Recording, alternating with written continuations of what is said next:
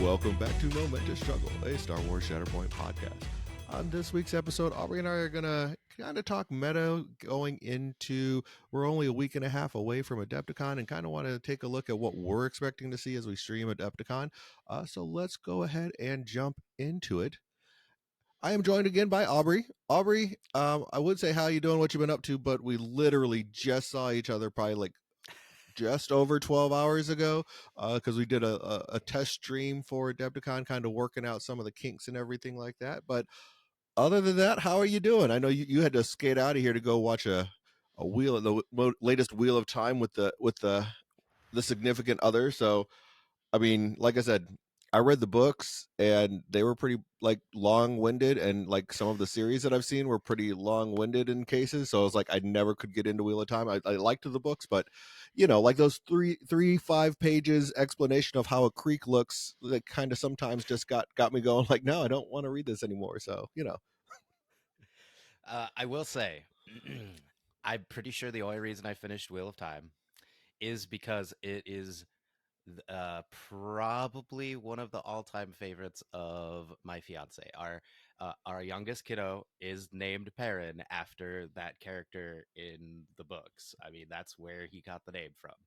So, but my word, it took me almost a year to read that series, Todd. Not because I'm not a fast reader or it took a long time. It was because every time I finished one of those books, I had to take like a break from the series for like a month and then read the next one because Robert Jordan's world building phenomenal. The characters, most of them are pretty awesome. The magic system extremely unique, flavorful, good concepts. But dear sweet God, the man loved to talk about nothing for pages after pages after pages. He would spend 5 pages describing a crowd to you, and you the reader would be like, "Well, someone in this crowd must be important. I'm going to pay attention to this crowd." No. Then the scene would just pan to like the main characters who are standing on a balcony above the crowd, and you're like, but but what about the crowd? Wasn't the crowd important? nope, nope, no, nope. no, Robert no. Jordan just liked talking about the whole crowd of people for no apparent reason.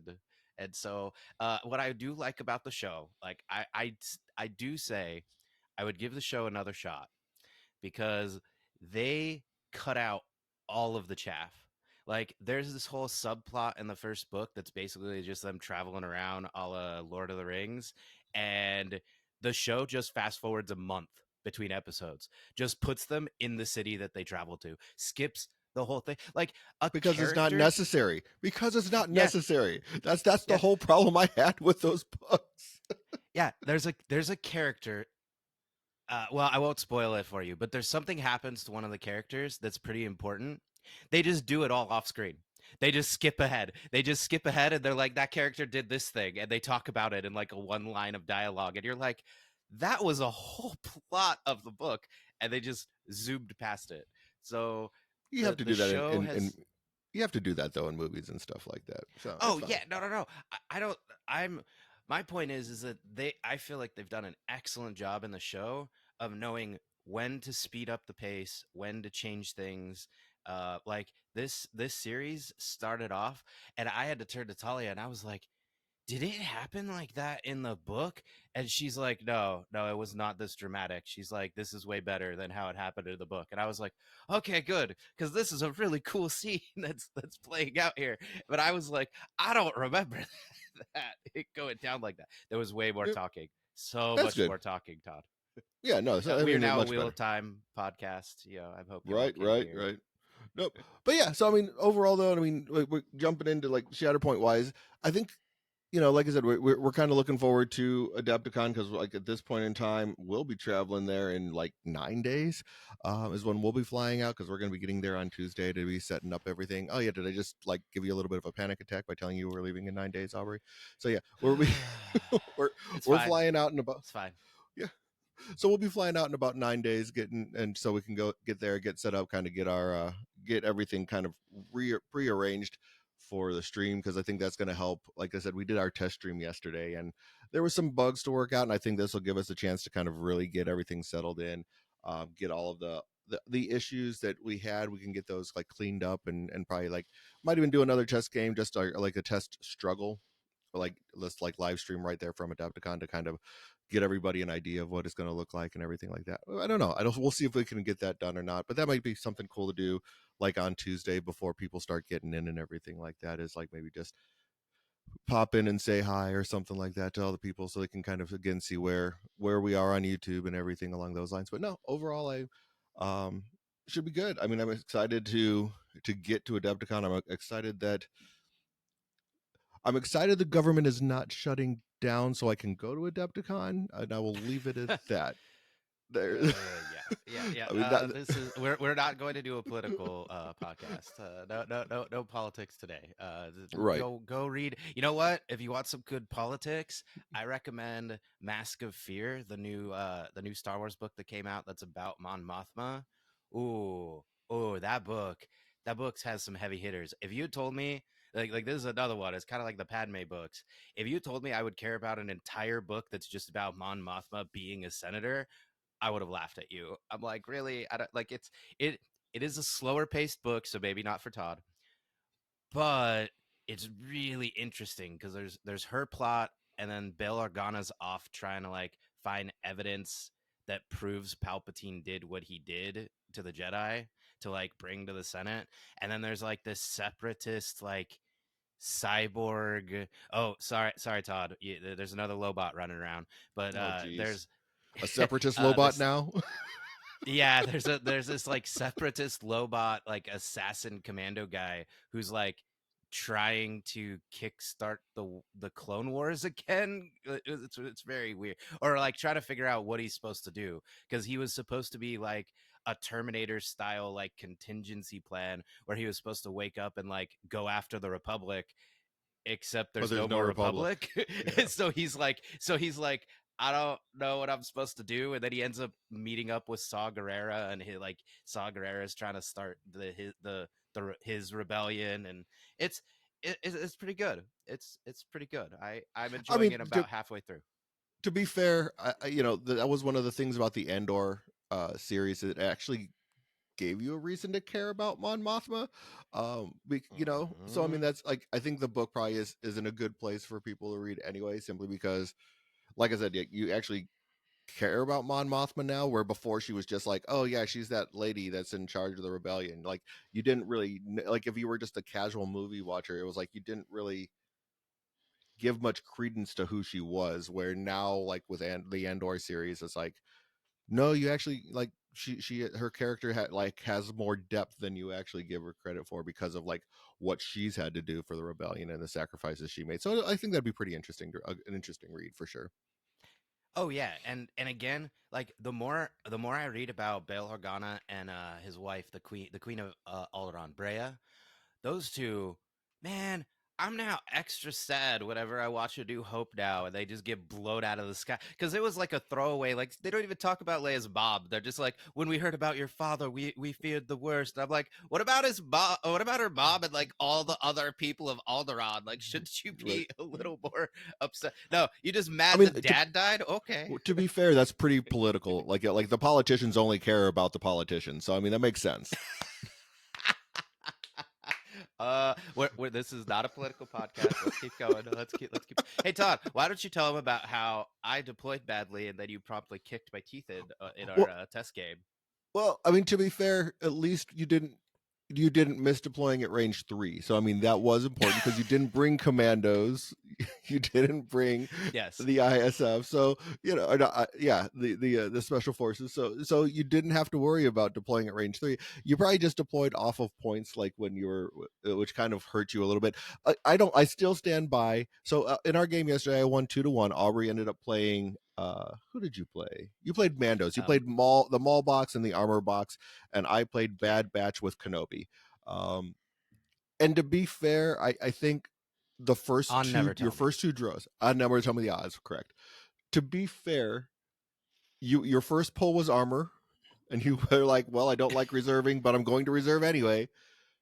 And then the next pull was Maul. And then you never saw Maul for the rest of the game. You did get Shatterpoint, but like you Shatterpointed your coverts, which I don't think was a wrong choice, but like I think that was, but you did like you went with a support instead of Maul or something like that.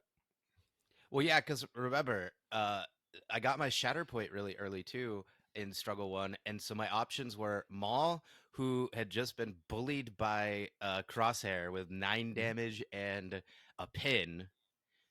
And a So strain. like, was there a Didn't you have a? strain too? I think I had a strain No, on him I because think. if you were,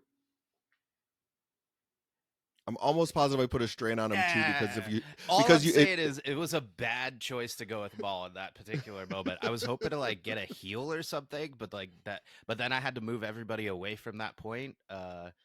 So because he was on my back, he was on my back right point. But yeah, Mhm. no, your dice were also fire. Like I don't like Yeah. other than my deployment, and then maybe like the only other mistake I could think of is that maybe I shouldn't have moved my super commandos up as far as I did. But I had to try and take points from you, so I don't know. The thing is I need to try that list again because that is probably the worst showing I have ever seen with Maul in the history of this game. Like he stayed basically in my deployment and didn't pull anybody, didn't run around, like Well, like I said, he was your uh second active. No, he was your first activation. You brought him up to put him, got him on a point, and then you didn't activate him with Shatterpoint, and I think you had two Shatterpoints. But like the mall activation wasn't worth doing at either point in time, and you never actually pulled his card. So like it was one of those where he just never came up. So I think that's really kind of what hurt more than anything was like he's such an impactful primary, and you just never had a really good opportunity to utilize his kit. yeah. And I mean the final lesson, which is what I said during the live stream, is like I wanted to play on Never Tell Me with the Mandos so I could get the experience of what it's like to play on Never Tell Me with the Mandos. And the answer is don't bring Mandos if your opponent is gonna play on Never Tell Me. Like if you lose the roll off and your opponent's got Never Tell Me and like I mean, the thing is, don't don't you're bring them. choosing before, yeah, but you're choosing before the missions. You're choosing your primaries before the missions being Oh being no, pulled. that's So sorry. yeah. That's what I mean. Like basically if there is a chance that you're going to play on Never Tell Me, because my premier list, like I haven't played with them very much, but is Kanan PLC and Mhm. and Mandos, some version of Mandos. I haven't figured that out exactly which ones I like because I need to play with Maul again because that I need to redeem Maul. that, that felt really bad. I don't know. I don't think. I think there's if you put more practice into playing Mandos there. I mean, they have enough movement to get to places. They don't have a lot of out of activation movement, but they have enough movement to get them places. So I don't know if it's necessary. Like I think that it's just one of those where you probably need to just put a little bit more time into them, especially into that mission, and see if there's a better way to go about it. I don't know if it's really like don't do this because like there's going to be times where you know what maybe you're forced into having to play them, and it just like if you're in a 3 round event and it's like well I haven't played the Mandos yet, and now you get stuck into them. So I mean it's definitely going into your normal missions like into just like practice and stuff like that. It's something to you want to put reps into just in case it's a scenario that you fall into if you're going to be bringing Oh yeah. Mandos. That is what I said because we Mhm. weren't really we were just playing a casual game and you're like, what mission do you want to play on? And I'm like, you know what? I need to practice Mandos on Never Tell Me. I need to see what this experience is like because I'm kind of going off of what other more practice players have been saying about them and so I'm like, nope, I need to do this. There is also the fact that like I still don't know and maybe I need to look up Dizzard's list because I don't pay enough attention to the other Discord. Sorry, everybody. I tried to pay attention, but I kind of flit in and out. I wonder if he's playing that exact list because I basically took the you called it the Maul box, but it was Maul, Gar, and Super Commandos because I wanted to see how they all played with the armor. Because like while I've played all of those units individually. I hadn't played them together before, so it's possible that maybe I just was supposed to go like Maul, Bo Katan, and Soups, or Maul, Gar, and Clan Kreese, some other configuration too. But I mean, that's the fun of the game. Is like I'm just going deep on Rebels and Mandos, and there's still a ton of ways you can configure those lists and make it fun. I mean, I also got to try and play a game where I'm not playing with Paz Vizsla, because I know some people really don't like how slow he can be. I don't know. I love that early Paz flip is basically what kept me in the game with you though, because I think he went after Maul, or it was really close. It was like Mhm. maybe one other unit and then Maul. But whenever you flip him over and you could just run four Mandos up the board, like uh, now I know why Yeah, those no, Iden players keep doing it. he's great for that. I mean, like, but yeah, it was one of those. I think even downvoting in our chat at the time and said it would be, if you don't get to him early, he kind of hurts you, especially on Never Tell Me. So, I mean, it worked out Yeah. well though. I mean, you getting him early because yeah, at least I think it definitely made helped you win struggle too for sure. Having getting him pretty quick there. So well, but I mean, overall, I think it was. I mean, we had a fun game. It was fun, kind of setting up and just hanging out, and Yeah. of course, I was having a drink or two off stream, so that didn't get on camera, which but yeah, it was nice. I had a good time, and like I said, we the biggest reason was to work out some kinks. I mean, and the we had Which not we had. tested.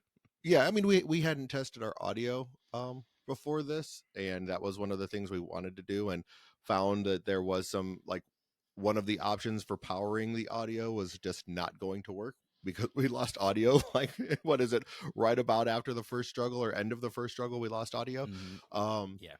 so that option for power didn't work, which is fine. I mean, I'm glad that we figured that out right off the rip, so we could go and buy the parts and pieces that we needed to make sure that we're not going to run into that problem at Adepticon and stuff like that. So yep, onto online and ordered like all of the things that I think we need to make sure. And of course, a big shout out to Tim over at Professional Casual, because I've been like talking back and forth with him, like, hey man, what are some of the things that I might be forgetting? And luckily, like based off of my conversations with him, it seems like you and I were on the right track of like all the little odds and ends that we need to bring. So yeah, really, really pumped and excited for Adepticon and the stream. So hopefully we'll continue to build upon what we did last year and everything. But Absolutely, yeah. No, we made a shop. We did make a shopping list after after yeah. that session. So this is why you practice things. Practice all the things, not just the things that you think are already good to go or the things that you're not prepared for. No, practice everything. Do it all. Exactly. Yeah, so I mean, like I said, we wanted to kind of jump into like what we were thinking of, like what we think we're going to see, and what to kind of like a primer for the events. And then I think probably a good place to start might be with the Scorched Earth event that we ran, because we ran that last week, and it was actually on a Sunday that we ended up running the event. And that's why we didn't get a podcast out last week, was because we were running that event. It was a for all of our locals, it was kind of like we had a 10-player event, which it ended up being. We had 6 people that are actually going to Adepticon, so it really did turn into like an Adepticon prep for like a lot of our players to go through. And so it was fun. It was a good event, a lot of high level play from our locals and stuff like that.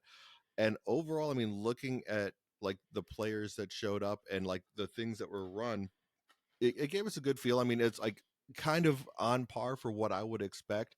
We had 5 players that brought PLC. We had 5 players that brought Moff Gideon, 4 Hunter, 3 Iden, and then rounding out for 3 brings, we had Kiadi Mundi and Kanan and Luminara. So pretty much on par for what we would expect to see at Adepticon, and for where the current meta is. Like those are kind of the big primaries that we see more than anything else. I mean, only one person brought Mando, which was probably a little surprising. Only one person brought one. Like both Vaders were brought, but only one each. So pretty on par though. I don't know, was there anything that kind of stuck out to you as far as like what was brought, what wasn't?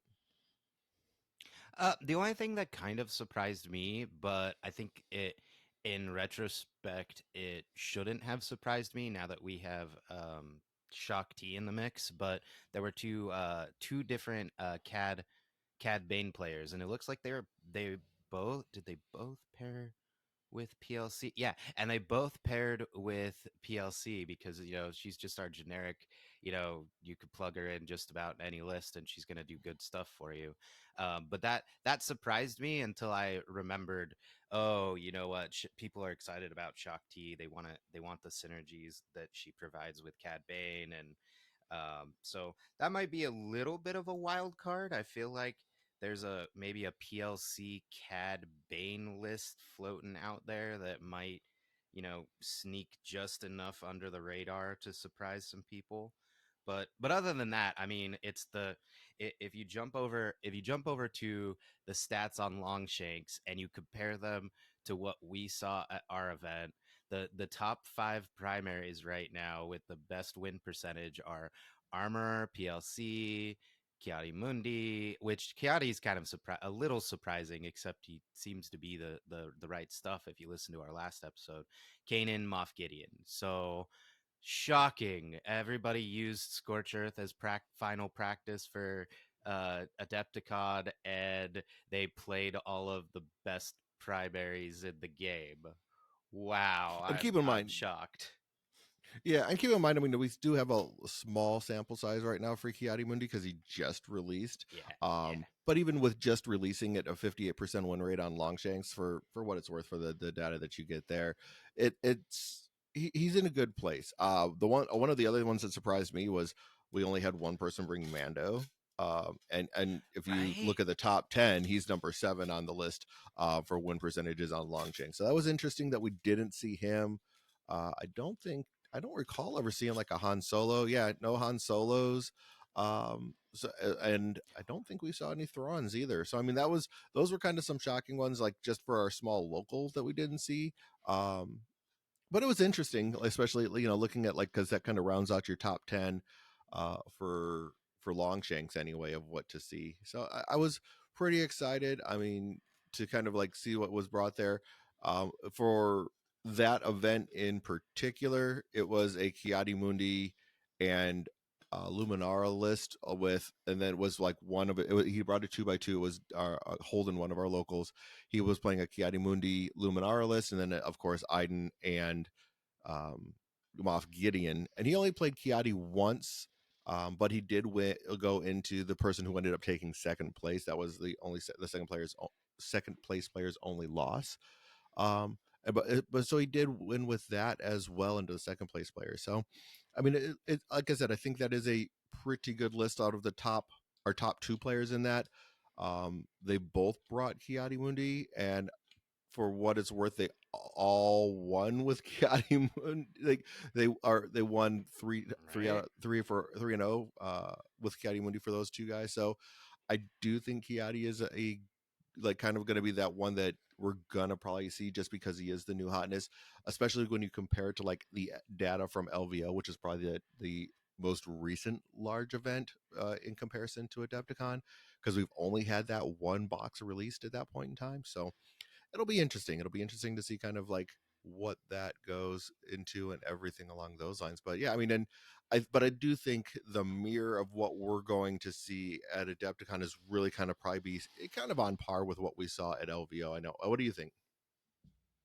Yeah, because I mean, if again, just looking at the top cut at LVO, of course there was, I mean, the sci-fi guys were there, so the Kanan Hera truthers, as I like to call it, those guys have put the reps in, and so we're definitely going to see some Kanan Hera. I think at Adepticon, Moff Iden.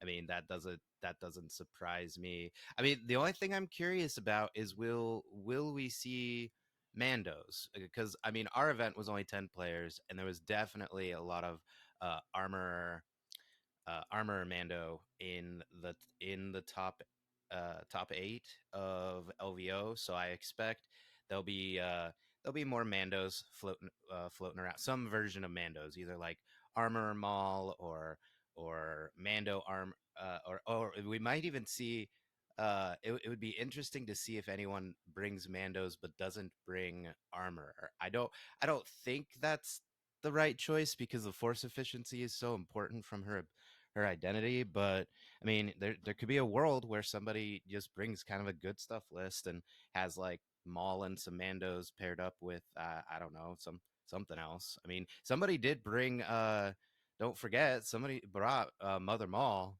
and they made it in the top 8. I mean, I don't remember exactly how many times they played it, but They never that's played. an oldie but They never goodie. played it. Yeah, they lost their Oh, first round with armor, and then they never actually. So they never played Mother Mall. that's Um, that's right. That's right. but they played like Oh, a kind of like an all Mandos list because it was Mando, it was armor, it was Maul, and it was Mom. So like they had an all, like it was really Mandalorian centric. But they lost their first round to Damio Matt for over from Rogue Support. So I mean that was, and on his run to the, ruining my through the top hopes four. and dreams Right. from Yeah. I Mother mean, Mall comeback. It's fine. It's top fine. 8 wise, we didn't really see anything fantastic come out with the Mandos at LVO. They were present, but they really didn't have a showing there. I mean, there was people that had the Mandalorians, but we really didn't ever see them get any play. So I mean, that's one of the things where like if you look overall at like the amount that was brought, yeah, there was a fair amount of people that brought the armor and brought Mandalorians and the Mando. I mean, because there was 22 players that brought Mando, and then let's see, there was a 14 that brought armor. So there was a fair representation, but at the top, well, at day 2, that we didn't really see a lot there. So especially didn't get played a lot there. They might have been in a list, but didn't really get to play. So that's one of those where I don't know. I don't expect. I think there's going to be. It's going to be kind of very similar. The Iden and Gideon. There's not really much counter there. Still, I mean, I do think that Kiati does do a pretty good job into them, but you have to be a good pilot of that, and he hasn't been out a lot. I think long enough for people to really get the reps in with him. I'm sure people are working on that, but I don't know if there's been enough reps put in, especially on tabletop wise. But yeah, we'll see. I mean, I don't know. Is there like looking at the data from LVO? I mean, is there something that kind of stands out to you of like, well, look, might be a synergy over to Adepticon? Well, I mean, I'm curious about one thing because you just played with him yesterday against me. What do we think about Hunter Obi's chances into this meta? Because I mean, there was only one, right? I'm looking. There was only one in the top 8, right?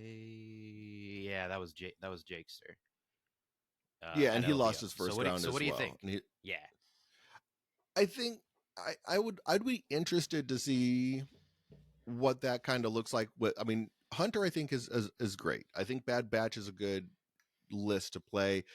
I don't always know what your pairings are. Obi makes a lot of sense there, especially like when you look at say and if he's paired with Bad Batch and you're playing Techo, because that synergy that they have, we're adding dice if they have a hunker token, and you never lose a hunker token with Obi, really is fantastic.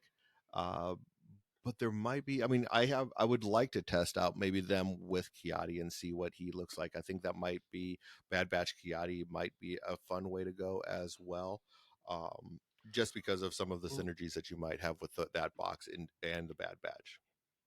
interesting. So would you leave Crosshair at home or like would because I assume you mean like the whole cam box, right? Because you need some Jedi to make use of Kiati's kit, right? You do. In order to like really take full advantage of it, you would need that. I mean, so you are taking it a little bit away. But I think it would be interesting. I part of me saying yes, you probably want to have the full Kiadi Mundi box and then the Bad Batch box. So you're probably leaving Crosshair at home, from my list. Which I'm really a Crosshair stan. I mean, he just for me does this like he fits my playstyle kind of perfect. Where it's like I just want to sit there and roll a lot of dice. He hits hard. I Yeah, mean, I know you're Todd. You're Todd.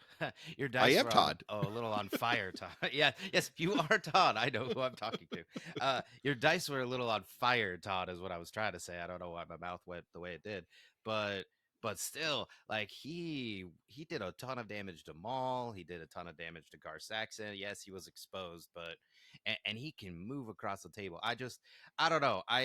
As always, needs testing because my Mhm. thought process is you want as much of the Bad Batch as you can, and then are you hurting the Kiati half of your team if you go that route? But then if you leave either Crosshair or Wrecker at home. Needs more data. Needs more data. That's all. Yeah. Yeah, I mean, and like I said, like Wrecker really, I mean, he always does great things. It's like I never want to leave him at home, so I don't, especially because of his bubble. So I don't think that's like like I still think you always play Crosshair over Wrecker, but if you can fit Crosshair in somewhere, he's just so good at like just being able to snipe out somebody. Like I mean, especially like supports and secondaries, he can really just like take them completely off of the board, which is like what I love most about him is like sometimes you just need to remove something, and you really just need to like turn off a couple of models, and he's really good at just turning off those models. So yeah, I mean, but I think that's kind of what we're going to see a lot of still. I'm sure there's a couple of, maybe some Lando lists might come up. I mean, as far as like the bottom of the list, at LVO, uh there's like a not really a big surprise as far as games played. Ahsoka, Jedi No More, the Grand Inquisitor, Ewoks, Mom not getting a lot of play. I mean, who knows? We might see a resurgence of Mom, at LVO or at Adepticon. That's She's still a solid piece. She still has her revenge trigger. She's not the best revenge one, but Mother Maul still is a solid pairing. I don't know. What do you think? Do you think Mother Maul might be the ones that to like something that might sneak in there, or is there somebody that you're just didn't see a lot of love at LVO that you're thinking might end up being seeing some love at Adepticon? Ugh, I hate being the naysayer because I loved playing Mother Mall in the early days of Shatterpoint, but I don't know. The Mother is good. The rest of her box, I feel, hasn't quite kept up with some of the newer releases, unfortunately, like Savage and I love the Night Sisters, but they're kind of like a little bit squishier arfs and a little less synergistic arfs, and that makes it me kind of leery of them. And then I mean, Maul is Maul. Maul, I think, will always pop up here and there because he's got excellent force efficiency, he's got great abilities, he can move. Like Maul by himself, I think will pop up somewhere. The Mother Maul pairing, I don't know. So, well, I'll say this: I bet at least one person will play them. But if that person makes the top 8, I bet it's probably on the backs of whatever they pair Mother Maul with, not the other way around. Fair enough. Unfortunately, I don't No, I know. mean, that's fair. As for wild cards, I think the wildest card.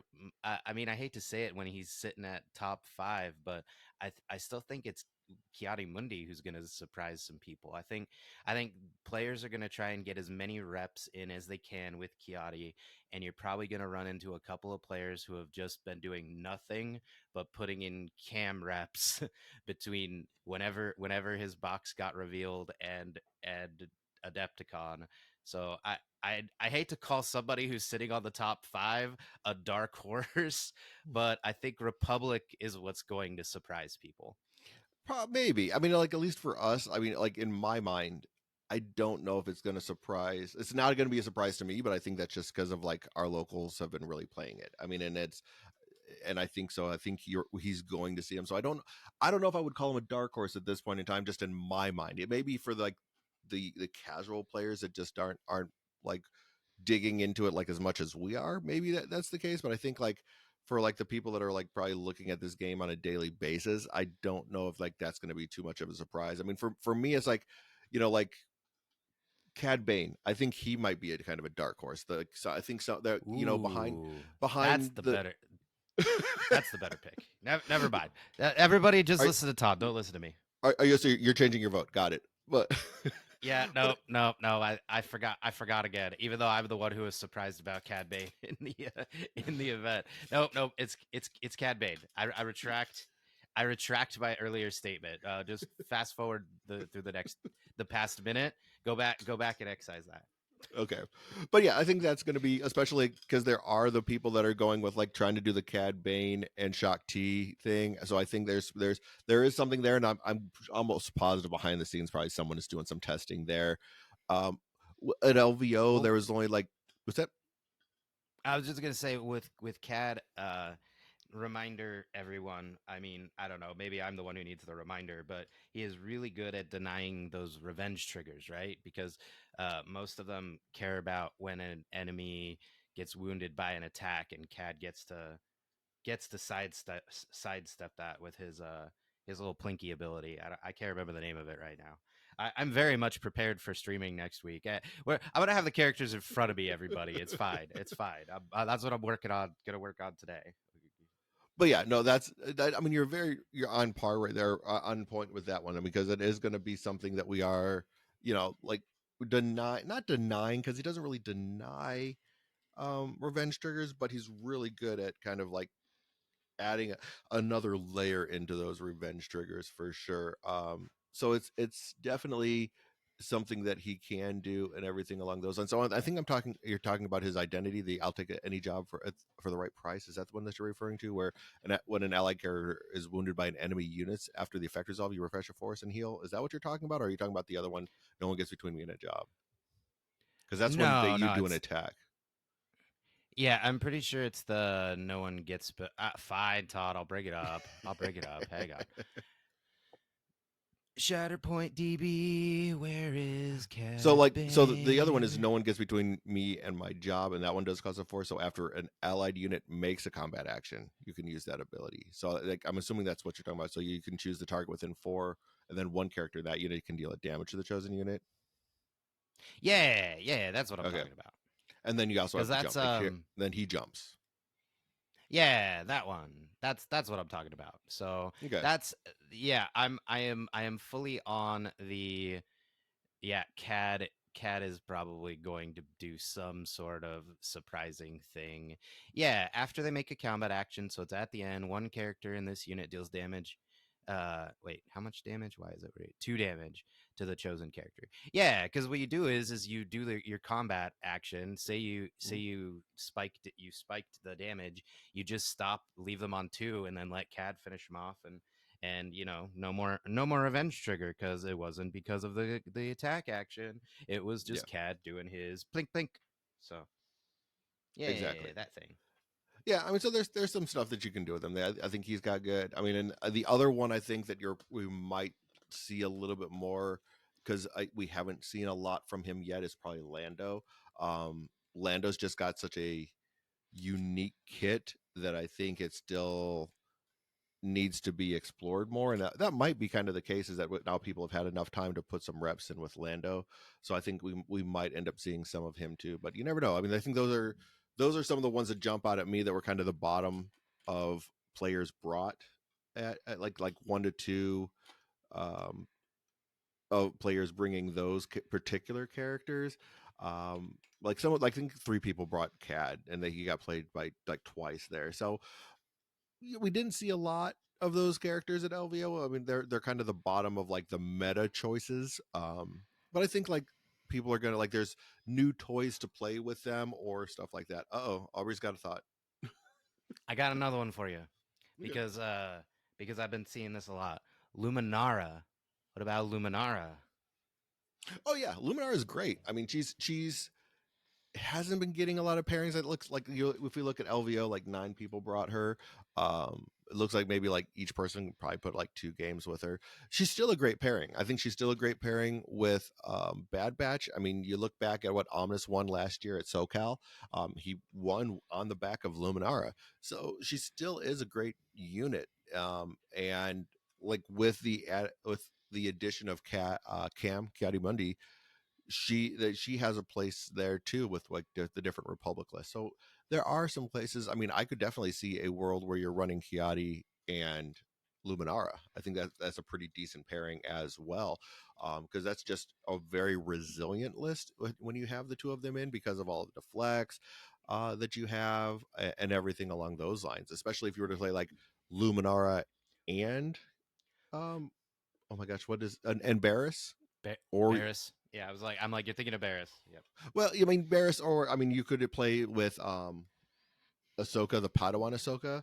I mean, in Snips. that Yeah. case, yeah. So in that case, then you have, if you did what one of the 2 Padawans along with Shakti and the younglings, then you're looking at The five. younglings.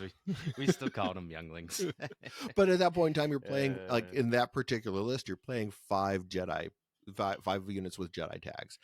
So I think that's definitely going to be an option because then you're taking full advantage of Kiadi's synergies that he has and everything along those lines. So definitely kind of a way to go there. I mean that's definitely a unique one that you might end up seeing there at Adepticon as well. yeah. There we go. Okay, I picked something that made more sense. I feel better now. I was like, I gotta redeem myself after trying to say that the one of the top five primaries currently in the game is a dark horse. So just edit that part out, Todd. It's fine.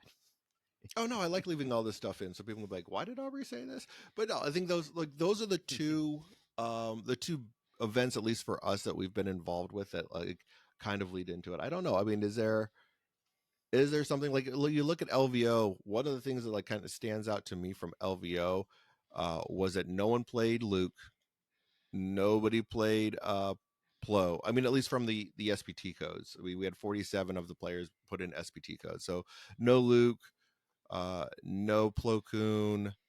Uh, I'm not surprised by no Mace Windu. Just his 6 point cost without having something else there kind of does hurt him. I mean, the addition of Phil's clones, um, when those come out, will Eh, probably help him.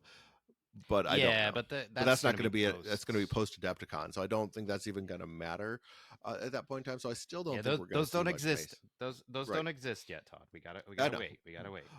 Yeah, No, I no, it's understand. no post Adepticon. Just to say briefly, it's going to be interesting because we're gonna have the new the Rogue One boxes. The what's yeah the two Rogue One boxes for Empire and Rebels. The Kit Fisto box. Like we're gonna see some interesting stuff after Adepticon, but we got to Yeah. get to Adepticon first.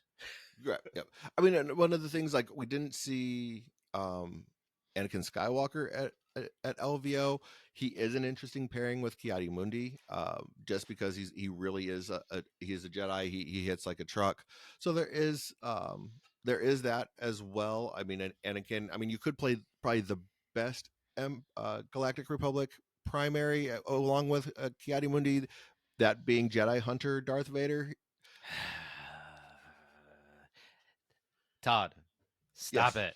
but he is. Stop He's the it. best Republic primary that's out there. Aubrey, you could play that with Kiadi Mundi. A Darth Vader Kiadi Mundi would probably be a pretty decent pairing, and it's really drives home that lore of Star Wars when you have the Galactic Republic Darth Vader. Again, not be annoyed if we got a Nightfall Vader, like a dual pack of Obi-Wan, another dual pack of Obi-Wan and Darth Vader, whatever. I don't care. I want a Mustafar dual pack. Please and thank you, so that I can get a proper Galactic Republic Darth Vader, not one that's been in the suit for a decade and is in the middle of the Obi-Wan Kenobi show, which is famously set a decade after the Empire has taken over and destroyed the Republic.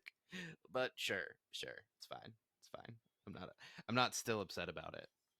I can tell there doesn't seem to be any issues that you have at all with that at all. But yeah, no, I mean, and speaking of boxes, I mean, so fast forwarding to like at LVO, one of the things I'm hoping to be able to do is get a hold of the box, that the dual pack, because it is a convention exclusive, and maybe just do some fun stuff like slowly build that during the convention. I don't. I thought about, man, how am I going to bring that home, because I'm not bringing a lot of stuff with me without breaking all of the different lightsabers, but that's a whole different problem. but I'd like to I don't know. but I'd like to build, Will I you don't, even have time, Todd?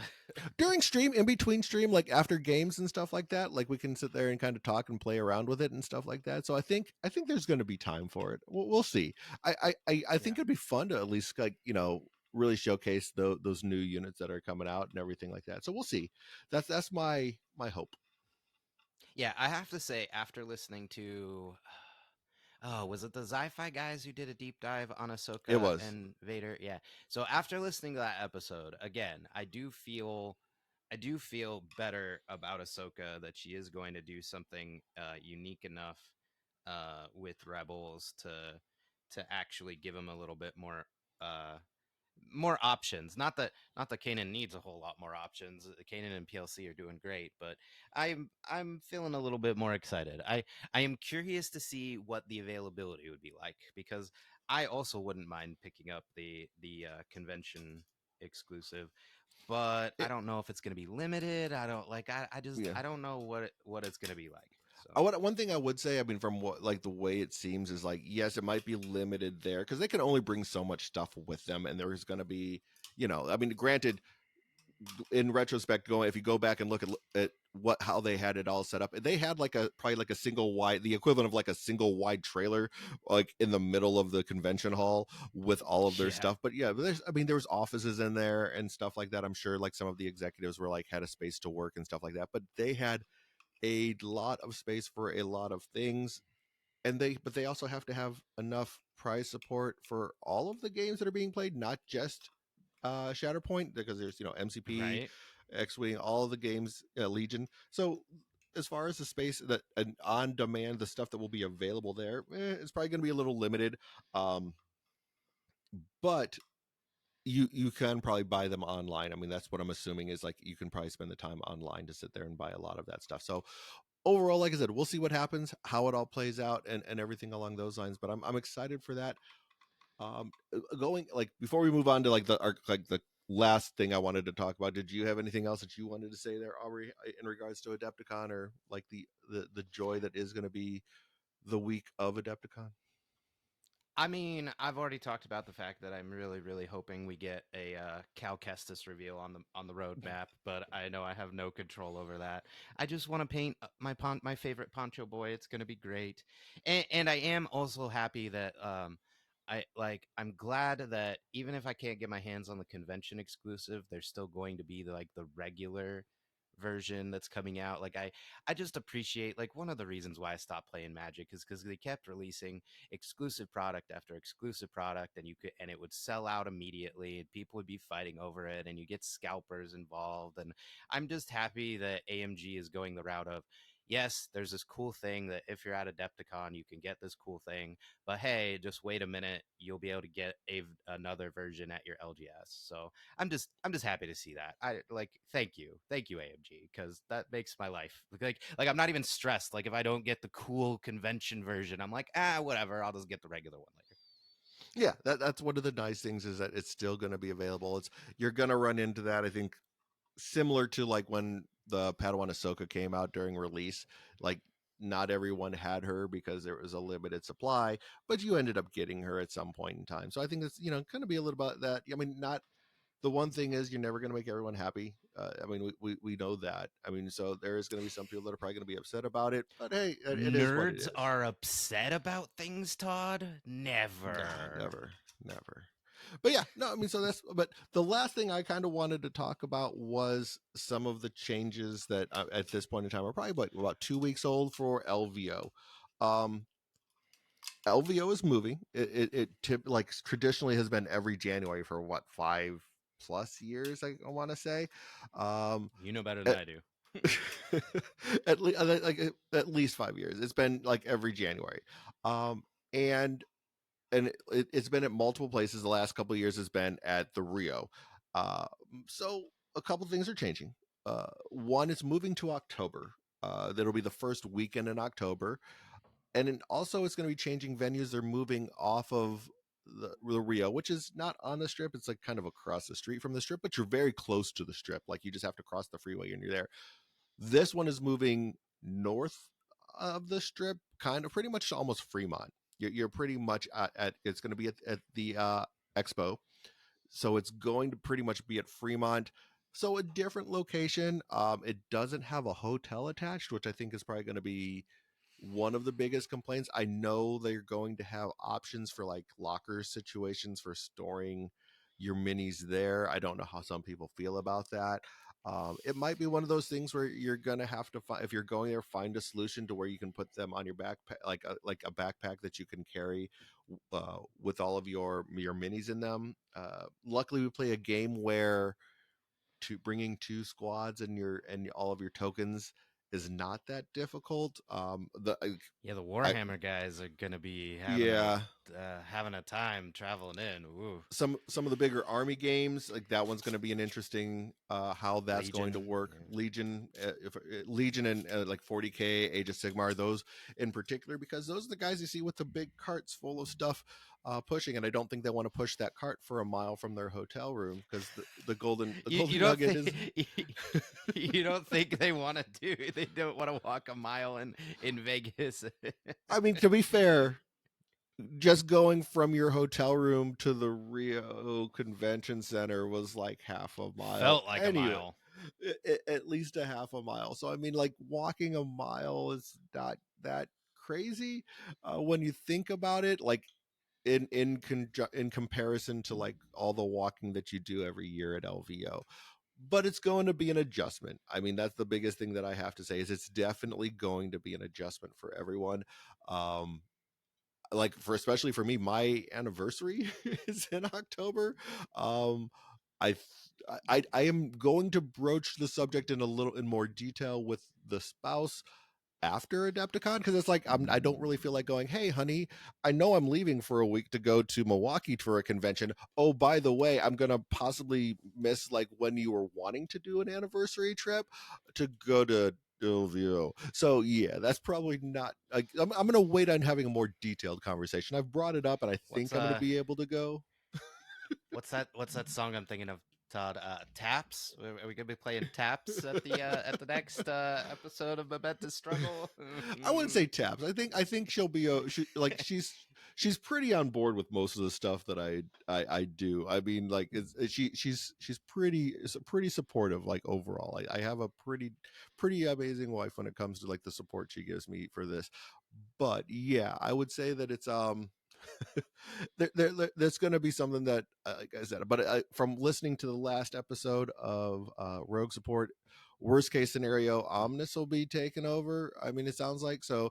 I mean, shoot, it's if Omnis wants to take over, maybe it's it'll be an Omnis and Aubrey show at LVO from now on, and I'll just can bow out. Ooh, See, that's you're excited that's about that. dangerous. Maybe I just need to bow out and let Aubrey and Omnis have run the show from now on. I think that might be the better way to go. What do you think, Aubrey? Well, I was just thinking, I have no idea if the fiance is going to want to go in October. 'Cause, like, that's the other thing is, like, she works in a school, and Mm, yeah, I mean, in Arizona, schools start a little earlier than normal. They go back the first week of August, right? First week of August. yes, yes, Eh, yes, So I yes. mean, well, we'll have been in school for at least a couple months, but she gets very limited time off because of all the Yeah. quote unquote vacations we get. So I'm gonna have to figure that out because if she can't help us, then we're down another body. Well, and I think So I there's mean, other it's gonna be people. it's gonna be an adjustment. That's all. To be fair, there are other people that have definitely reached out and said they're willing to help as well. Um, so Oh if she was not able to make it, I mean, people that I have talked to, I don't want to put their name out just in case they don't yeah. want it. But yeah, there are people that definitely have reached out and said they're willing to help. Um, so yeah, there's definitely that. One other thing I wanted to do before I just remembered, I want to give a shout out to Mr. Pink, is Anthony, who was one of our patrons. He was really cool and actually got some. His store ran the event for um, the cards, the order cards, the alternate order cards for all of the specters, and he sent me the extra copies that he had for those. So because of that, I am going to be doing a giveaway for some of those cards some of those sets that he had for the people that haven't had been able to have those. So a big shout out to Anthony, Mr. Pink, for the supporting everybody and kind of helping out the community, giving some really cool swag to the community. So I'm gonna get that up. I'm probably you know what? I'll probably just like put it up and maybe do the drawing live at Adepticon. And then if people are there, Ooh. yeah, I'll probably just do that. Yeah, that would be fun. Yeah, and thank you. Yes, thank you, Mr. Pink, because that's a pretty big deal. A lot of people are very excited. I know one of our stream team crew, I was able to snag an extra set of those to pass along Mhm. from Mr. E's tournament because I was lucky. I got handed them a little early at the grand tournament Mhm. but so I passed along a set. They're very cool. I have the problem of I like my cards to match, it turns out, and so I haven't been playing with mine because it bugs me when I don't So play with so your all of OCD. them. So you're saying you have a little bit of OCD, is what you're saying? You got you got Yeah, you got a little bit of that going on. yeah. Remember my all foil magic decks that every time a new card came out, I would have to get foils because I couldn't handle them not matching, and that was always a problem because the cards were always more expensive when they first came out, and the foils are even more expensive. It's fine. It's fine. It's all. It's all fine here. Oh, but I was gonna say one more. Oh, the other elephant in the room, Todd, about LVO moving up 4 months as I'm, sitting here cleaning off terrain. Yeah, we might have to do some BYOT at LVO to get because we're talking about doubling the numbers, seeing if we Oh can no, get they there, absolutely especially are. if They the absolutely community are. support. They're So going to start with. I think they're going to start with 128 tickets instead of the 64. So more than likely, like there's going to be. Like I don't know. I know like the notice for some people like October just isn't going to work this year. So there might right, be a. right, it's gonna be weird, but I think it'll sort itself out Yeah. over the course of the next year. Yeah, so I think that like this year might be a little bit lighter than we anticipated, but I think that's going to be across the board for every game. To be 100% honest, I think that's going to be something that like it's just an adjustment because people just plan out their lives a little bit farther. But yes, because of that, our timeline for terrain changed by 4 months. I mean, I was already planning on buying another one of these Bamboo Lab P1Ss, but I might You have said messed Bamboo up my Labs POS, taxes. Bamboo Lab P POS. P Was that what you called it? what? No, P1 not P, O, P P1. PO. Well, the number one starts Hey, with an O, so POS. Okay, we're called POS because we fine. of all the complaining that you do. Hey, you notice ever since I have just been running this machine and the one Prusa, there have been less complaints. So, but anyway, my point is, I also may have messed up my taxes and had to amend them. So now all of the money I was expecting to use to buy that and do house repairs and other stuff is now stuck in the limbo hellscape nightmare that is the IRS. The IRS literally said it could take up to 16 weeks to process your amended tax return. And I'm like, I kind of needed the money sooner. It's fine. It's fine. It's all right. Yep. But But yeah, so like even if I got it, terrain 4 months is a lot of time to lose on printing. Let me tell you. yes, yeah. So it's going to be interesting because like we were up against it this past year, and got a little bit of help from the Zion's guys to kind of like flesh out the last of it. So we'll see what happens. I mean, like I said, we'll play it by ear. I mean, like I'll at least if even if I'm not going, I will definitely be behind the scenes trying to help and make sure that like this it runs smoothly leading up to it. But like I said, it's I more to come on if Todd will be at LVO or not. I definitely want to be there. But there is like I think a lot of people out there. There's an adjustment that needs to be made, and either way, I hope everybody can that does want to go can make it. I mean, that's ultimately what I want to do. But yeah, I think that was my last closing thought. I wanted before we go into saying goodbye to everyone. Did you have any last thoughts on LVO? No, no. I think we covered it all. We could bring this one home, Todd. We've been All talking right, for a while. I we hope have been. everybody's enjoyed our random musings about the meta. Very very professional, very competitive. Takes on what's going to be happening at Adepticon. Something like that. But yeah, no, so just to close everything out, as always, I do want to thank all of our listeners. You guys are amazing. Thank you for like tuning in and listening to the ramblings and musings of the two of us, because it's you could listen to anybody ramble and just say nonsense for an hour, but you choose to do that with us, and we appreciate you. But if you Yeah.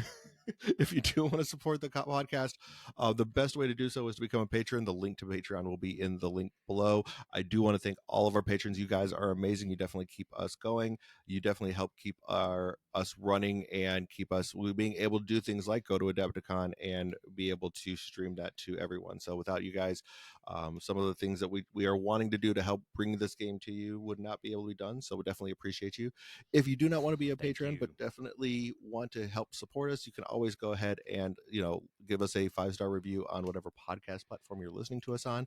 Or if you're watching us on YouTube, like, subscribe, hit the bell so that you can get notified anytime that we do anything. Leave a comment. Let us know what you're thinking about the content, or if there's something that you want to discuss.